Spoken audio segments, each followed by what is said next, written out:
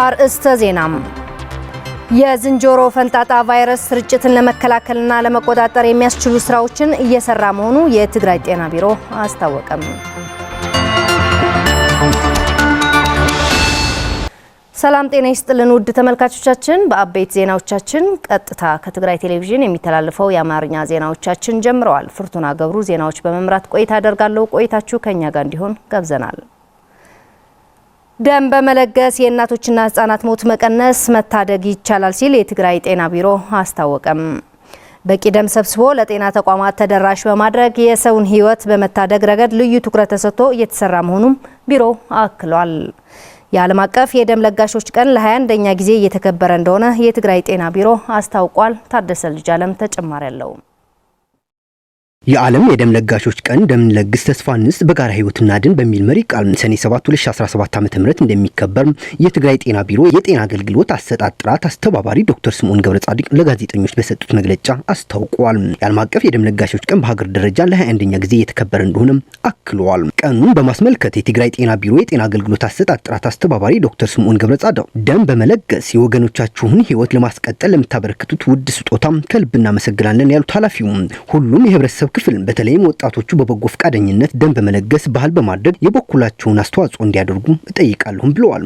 ቀኑን የማይተካውን ህይወት ስጦታ የሚሰጡ መደበኛ ደም ለጋሾችን እንዲሁም ሌሎችን ሰዎች ህይወትን እንዲታደጉ ለማበረታታት በማለም እንደሚከበር ጠቁመዋል።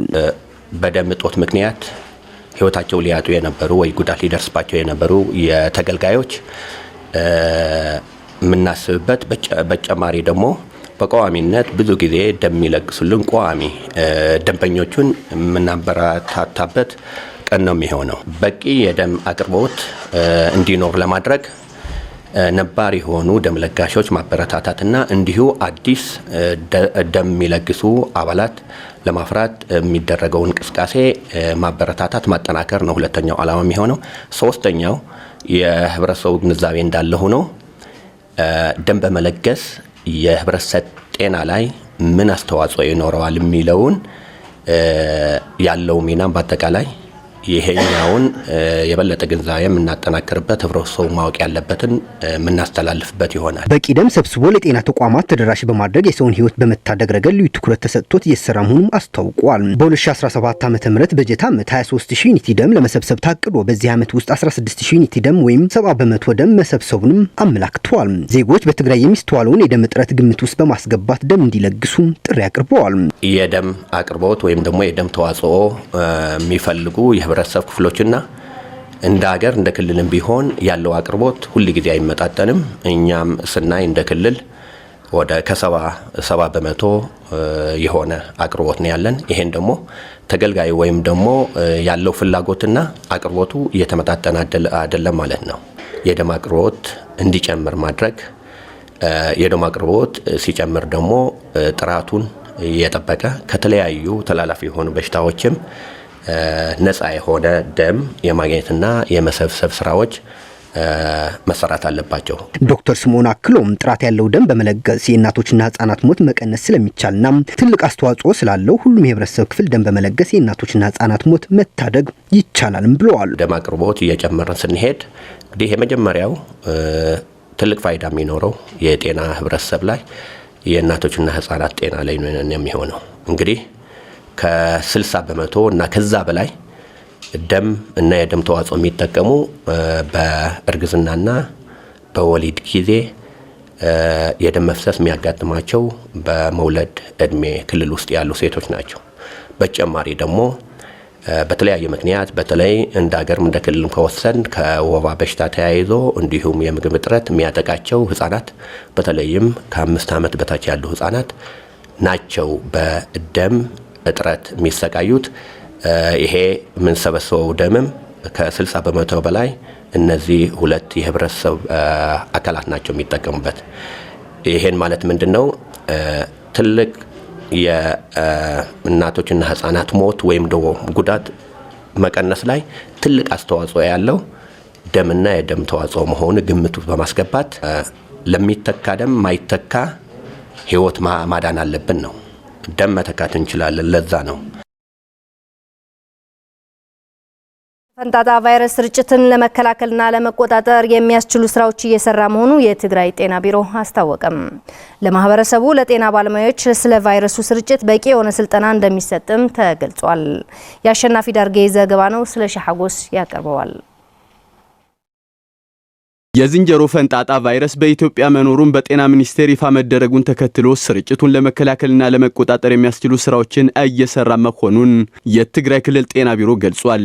በመሆኑም የቢሮው ዋነኛ ስራ ማህበረሰቡ ስለ ወረርሽኙ ያለውን ግንዛቤ በማሳደግ የመከላከል ስራውን ማጠናከር መሆኑን በትግራይ ጤና ቢሮ የበሽታዎች መከላከልና መቆጣጠር ባለሙያ አቶ ግደይ ገብረ ሊባኖስ ያስረዳሉ። ያው ህማም ዘሎ መሆኑ ታውጅሎ ከማገር ከምክልል በሽታው በሀገራችን መኖሩ በጤና ቢሮ ታውጇል። ስለዚህ እንደ ክልል ጤና ቢሮ ወደ ሁሉም ወረዳዎች የግንዛቤ ማስጨበጫ ደብዳቤ ልኳል። በመሆኑም ህዝቡ ስለ በሽታው ግንዛቤ ሊኖረው ይገባል። እንደ ህብረተሰብ ብቻ ሳይሆን በርካታ ተፈናቃዮች በያዙ መጠለያዎች ላይ ያለው ህዝብም የተሻለ ግንዛቤ ሊኖረው ይገባል። በትምህርት ቤቶች ላይም የግንዛቤ ማስጨበጫ ስልጠናዎች ይካሄዳሉ። ሌላው በሰዎች ከቦታ ወደ ቦታ መንቀሳቀስ ምክንያት በምድርም በአየርም ትራንስፖርት ደረጃ ላይ ከፍተኛ የሆነ ጥንቃቄ እንዲደረግ እንሰራለን። ከማህበረሰብ ግንዛቤ ማሳደግ በተጨማሪ በጤና ባለሙያዎች አገልግሎት አሰጣጥና መከላከልን አስመልክቶ ስልጠናዎች እንደሚሰጡ ዶክተር ሰመረ ሮምሃ ገልጸዋል። ዋና መከላከል መንገዲ ብዛዕባ ዝሕማም እኩል ዝኾነ ግንዛቤ ሃልዩ በሽታውን የመከላከል ዋነኛ መንገድ የዝንጀሮ ፈንጣጣ ከሌሎች ወረርሽኝ በሽታዎች የሚለይበትን መንገድ በመረዳት በበሽታው የተጠቃ ሰው ከመጣ የሕክምና አገልግሎት የምንሰጥበት መንገድ በመለየትና በማዘጋጀት የበሽታውን ስርጭት መግታት ነው። እንደ ህብረተሰብ ደግሞ ከሌሎች ሰዎች የሚኖራቸውን ርቀት በቂ በማድረግ ማስክ በመጠቀም ስርጭቱን መቆጣጠር ይቻላል። የዝንጀሮ ፈንጣጣ ቫይረስን ለመከላከልም ሆነ ለመቆጣጠር በሚደረገው ስራ የአሰልጣኞች ስልጠና ማካሄድና በበሽታው የተጠቁ ወገኖች ካሉ በቂ የሆነ አገልግሎት እንዲያገኙ በቁርጠኝነት እንደሚሰራ አቶ ግደይና ዶክተር ሰመረ አረጋግጠዋል። ያው ምድላዋትና ታዩ ከማህበር ተወሰኑ ተጀመሩ ስልጠናታት አሉ።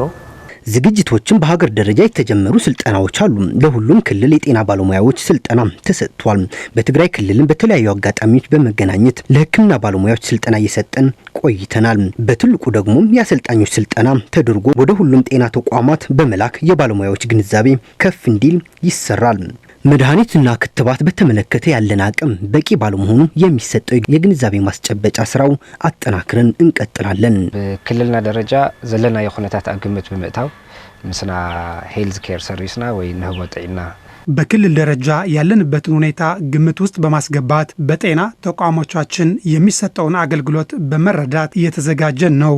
በጤና ተቋማቶቻችን የሚሰጠውን አገልግሎት በመረዳት እየተዘጋጀን ነው። በግብዓትና በሰው ኃይል በቂ የሆነ ዝግጅት ያስፈልጋል። ርቀት መጠበቅ አስፈላጊ ቢሆንም በበሽታው የተጠቃን ሰው በመሸሽ ሳይሆን ለብቻው ማረፊያ ተዘጋጅቶለት ሕክምና እንዲያገኝ ለባለሙያዎች ስልጠና ይሰጣል። በመቀለ ከተማ ፈለግ ዳዕሮ በሚባል አካባቢ የአርሶ አደሮች ምርትና ምርታማነትን ለመጨመር የሚያስችል በባለ ሀብቶች የተቋቋመው የሰርቶ ማሳያ ፕሮጀክት የተለያዩ አካላት የተሳተፉበት የመስክ ምልከታ ተካሄደም። የደስታ ቢዝነስ ግሩፕ ሬክስ ዋን ከሚባል ኔዘርላንድ ግሩፕ ጋር በመተባበር የፈለግ ዳዕሮ የሰርቶ ማሳያ ማዕከል ከዩኒቨርሲቲ አርሶ አደሮች፣ የእርሻ ባለሙያዎች፣ መንግስታዊና መንግስታዊ ካልሆኑ አካላት ለተውጣጡ አካላት የተለያዩ የአትክልት ዝርያዎችን የመስክ ምልከታ አካሂዷል። ፍሬህይወት ተወልደመድን ተጨማሪ አላት። ደስታ ቢዝነስ ግሩፕ ሬክስ ዋን ከሚባል የኔዘርላንድ ግሩፕ ጋር በመተባበር በመቀለ ከተማ ፈለግ ዳዕሮ በሚባል አካባቢ የሰርቶ ማሳያ ፕሮግራም በማዘጋጀት ከዩኒቨርሲቲ አርሶ አደሮች፣ የእርሻ ባለሙያዎች፣ መንግስታዊና መንግስታዊ ካልሆኑ አካላት ለተወጣጡ የአትክልት ዝርያዎችን የመስክ ምልከታ በማድረግ አስተዋውቋል። የደስታ ቢዝነስ ግሩፕ ማናጅመንት ዳይሬክተር አቶ ተክላይ ደስታ እንዲሁም በደስታ ቢዝነስ ግሩፕ የዘር ክፍል ኃላፊ ወይዘሪት ደስታ ደያሶ እንደሚያስረዱት ተቋማቸው 10 አይነት ምርቶችንና 27 አይነት ሃይብሪድ ዝርያዎችን ለአርሶ አደሩ በማስተዋወቅ ምርታማነቱ እንዲጨምር በማድረግ ዙሪያ በስፋት እየሰሩበት እንዳለም ተናግረዋል። ማስተዋወቅ ስራዎች በዛሬ በመቀሌ እያደረግን ነው። በሌላ የተለያዩ ወረዳዎች በትግራይ ውስጥ ለማድረግ ስራዎች እየሰራን ነው። ስለዚህ ሁሉም የትግራይ አካባቢዎች ስፔሻሊ መስኖ ያለበት አካባቢ የሰርቶ ማሳያ ስራዎችን እንቀጥላለን። ምርጥ ዘር የአትክልት ምርጥ ዘሮች F1 ሃይብሪድ ዘሮችን ከኔዘርላንድ እናስመጣለን እንደ ደስታ በርሄ ማለት ነው።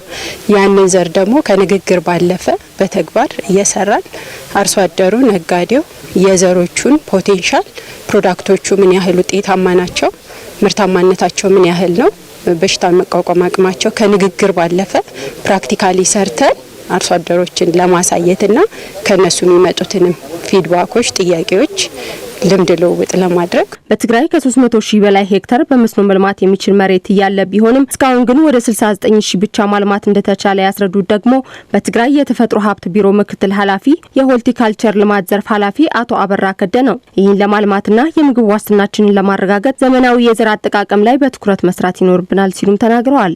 ዓለም የደረሰበት መድረስ ነው ያለብን። አሁን የተዳቀለ ዘር ትልቅ እንትን ስላለው ቫልዩ ስላለው ማለት አሁን የሚገርምሽ 4 በ5 አመት ማናገኘው በአንድ አመት እናገኛለን ማለት። ስለዚህ ሃይብሪድ የተዳቀለ ዝርያ መጠቀም ምርትና ምርታማነት በአንድ ጊዜ የብዙ አመታት ወደዚህ ስቦ እንድናገኝ የሚያደርገን ነው። ያደረገን ማለት ደግሞ ያሰብነው የምግብ ዋስትና ስራችን እናጠናክራለን። ከዛ አልፎም ምርት ከጠገብከው በኋላ ወደ ገበያ ነው የሚቀርበው። ወደ ፕሮሰሲንግ ልታመጣ ትችላለህ፣ ወደ ኤክስፖርት ልታደርግ ትችላለህና ዘር መጠቀም ሁሉም ነገር ዋና ነገር ነው ማለት። የትግራይ የተፈጥሮ ሀብት ቢሮ ኃላፊ ዶክተር ኢያሱ አብርሃ በበኩላቸው በጦርነቱ ከፍተኛ ጉዳት የደረሰበትን የእርሻ ዘርፉን መልሶ እንዲያንሰራራ ለማድረግ አርሶ አደሩ ባለሀብቱ እንዲሁም ወጣቶችን በማደራጀት ወደ እርሻ በማስገባት ትልቅ ለውጥ ለማምጣት የሚያስችል ስራ እየተሰራበት ሲሆን እንደ ደስታ ቢዝነስ ግሩፕ የመሳሰሉ ድርጅቶችም እየተሳተፉት ነው ብለዋል። ዓብይ ዓቅምና ሕርሻ ቆሲሉሎ በትዝነበረ ጽንተት በነበረው አውዳሚ ጦርነት የእርሻ ዘርፉ ጉዳት ደርሶበታል። ይህን ወደ ቀድሞ እንዲመለስ ብቻ ሳይሆን ሌሎች የዓለም ክፍሎች የደረሱበት ደረጃ መድረስ አለብን ብለናል። ይህን እውን እንዲሆን ደግሞ 3 አካላት አሉን። እነሱም አንደኛው የግብርናችን ምሰሶ የሆነው አርሶ አደሩ ነው። ሁለተኛው ባለሀብቱ ነው። ይህም ወደ እርሻ ዘርፉ ካስገባ ነው ዘመናዊ የእርሻ ግብዓቶችን ከማስገባት ባለፈ የገበያ ትስስርን ይፈጥራል። ሶስተኛው ወጣቱ ነው። ይህም በማደራጀት ወደ እርሻ ዘርፉ በማስገባት ማምረት የሚችልበትን ገቢውን የሚያሳድግበት ሁኔታዎችን መፍጠር ነው። ዛሬ ያየነው ያለነውም የዚህ ማሳያ ነው። በምልከታ ወቅት ያገኘናቸው አርሶ አደሮች በበኩላቸው ይህ ዘመናዊ የአትክልት ዘር ምርትን ከፍ ከማድረግ ባሻገር ጥራት ያለው መሆኑን መገንዘባቸውን በመግለጽ በቀጣይም ወደ እርሻ ስራዎቻቸው ለማስገባት እንደሚሰሩም ተናግረዋል። ውድ ተመልካቾቻችን ከትግራይ ቴሌቪዥን በቀጥታ ዜናዎቻችን ቀጥለዋል። በመቀለ ከተማ ደህንነቱ የተጠበቀ የትራንስፖርት አገልግሎት እንዲኖር አዲስ የጉዞ አፕሊኬሽን ፈጠራ በማዘጋጀት ወደ ተግባር ለመግባት መዘጋጀቱን እሙን የቴክኖሎጂ ፈጠራ ባለቤት ተቋም አስታወቀም። ይህ እሙን ኃላፊነት የተወሰነ የግል ማህበር በቴክኖሎጂ አጠቃቀም በመቀለ ከተማ ከጸጥታ አካላት አመራሮችና የትራንስፖርት አስተዳደር ጋር ተወያይቷል። ለገብረመድህን ተወልደመድህን ዘገባ ማዕድ ኃይለም። እሙን ኃላፊነቱን የተወሰነ የግል ማህበር ማህበረሰቡ ደህንነቱን ተጠብቆ የትራንስፖርት አገልግሎት እንዲያገኝ አዲስ የጉዞ አፕሊኬሽን ፈጠራ በማዘጋጀት ወደ ተግባር ለመግባት ዝግጅቱ እንዳጠናቀቀ ገልጿል። በቴክኖሎጂው ዙሪያ ግንዛቤ ለመፍጠርና ወደ ስራ ለመግባት ከሚመለከታቸው አካላት ጋር ውይይት የተካሄደ ሲሆን የግል ማህበሩ የቴክኖሎጂ ፈጠራ ባለሙያዎች ወጣት ዜናዊ ኃይለ ስላሴና አሸናፊ ተስፋ ማርያም እንደገለጹት ተጓዦች አፕሊኬሽኑ በሞባይላቸው ላይ በማውረድ ወይም ወደ ተቋሙ የመረጃ ማዕከል በ8086 በመደወል ደህንነታቸው በተጠበቀ መልኩ አገልግሎት ማግኘት እንደሚችሉ አብራርተዋል። ላቤ ሄዱ ሕድሕድ ንፈልጣይና ዛንቅስቃሴው ማለት ነው አቢሮ ሆይና የትና ወዴት እንደሄደ እያንዳንዷን እንቅስቃሴ እናውቃለን። ቢሮአችን ላይ ሆነን እንቅስቃሴው መቆጣጠር እንችላለን። ተጓዥ አደጋ ከደረሰበት በአፕሊኬሽኑ ላይ SOS የሚባል ተጭኗል። ይህ ማለትም በአደጋ ጊዜ ድረሱልኝ ማለት ነው። ጥሪውን ሲደርሰን በአቅራቢያ ወደሚገኘው ፖሊስ ጣቢያ በመደወል እንዲደርሱላቸው እናደርጋለን። ሐዘለና ይህሉ ኩነታት አሁን ያለንበት ሁኔታ በባጃጅ ሽፋን ስንት ወንጀል እየተሰራ ነው። ስለዚህ የኛ ፈጠራ ዋስ በመሆን ያገለግላል።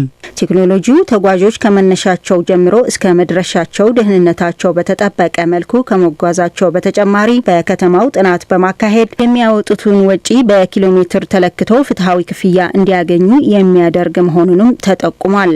አብዛና ምሽት ድማ መልዕል ዋጋ 100 ቅርሺ ማታ ላይ የዋጋ መነሻ 100 ሆኖ በኪሎ ሜትር 40 ብር በደቂቃ 3 ብር ይሆናል። ይህ በጥናት ነው የሰራ ነው፣ ዝም ብሎ አይደለም። የውይይቱ ተሳታፊዎች በበኩላቸው ቴክኖሎጂው የወንጀልና የጸጥታ ስጋት እንደሚያቃልልና ለጸጥታ አጋዥ በመሆኑ የተቀናጀ ስራ እንደሚሰራም ገልጸዋል። ናይ ደንቢና ትራፊክ ደንቢ ጥሕሰት ከይህሊ ናይ ሕግ ጥሕሰት ከይህሊ ይህ ቴክኖሎጂ ትራፊክ ጥሰት እንዳይኖር ዜጎቻችንን ወደ ፈለጉበት በሰላም እንዲደርሱ የሚያደርግ ግብዓት ነው።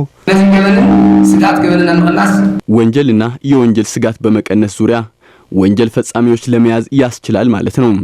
የትራፊክ ህግ እንዳይጣስም ያግዛል። ለማህበረሰቡ ፍትሃዊ የሆነ አገልግሎት ለመስጠትም ያስችላል። የመቀለ ከተማ የትራንስፖርት አስተዳደር ጽህፈት ቤት ኃላፊ ወይዘሮ ሐያት ከድር በጄኖሳይዳዊ ጦርነቱ የደረሰውን ውድመት ከተማዋ ዓለም ከደረሰበት ወደ ኋላ መቅረቷን በመግለጽ አሁን ተጀምሮ ያለውን የቴክኖሎጂ ፈጠራ ተጠናክሮ እንዲቀጥል አስፈላጊ ትብብር እንደሚደረግ ገልጸዋል። ቶና ትኩረት ዝገበርና ለፍቱ ናይ ምሽት ስራሕቲዩ ዋናው ትኩረት ያደረግንበት የማታ ስራዎች ላይ ነው። በዛን ጀምረውና ከዛ ወደ ቀን ይስፋፋል ብለናል። ቀን ላይ በታሪፍ የሚሰሩ ማህበራት አሉን። እነዚህ ግን እንደ ራይድ አይነት ሆነው ለማህበረሰቡ አገልግሎት የሚሰጡበት መንገድ ሊመቻች ይገባል ባይ ነኝ። ውድ ተመልካቾቻችን 204 ሰዎች መሞታቸው የተረጋገጠ ሲሆን አሁን የደረሰን መረጃ ደግሞ የአንድ ሰው ህይወት መትረፉን የተለያዩ መረጃዎች እየወጡ ይገኛሉ። ውድ ተመልካቾች ለዛሬ ያዝናቸው የአማርኛ ቋንቋ ዜናዎቻችን እነኚህ ነበሩ። ፍርቱና ገብሩ ዜናዎች በማቅረብ ከእናንተ ጋር ቆይታ አደረኩኝ። ከቀሪ የትግራይ ቴሌቪዥን ፕሮግራሞች ጋር መልካም ቆይታ።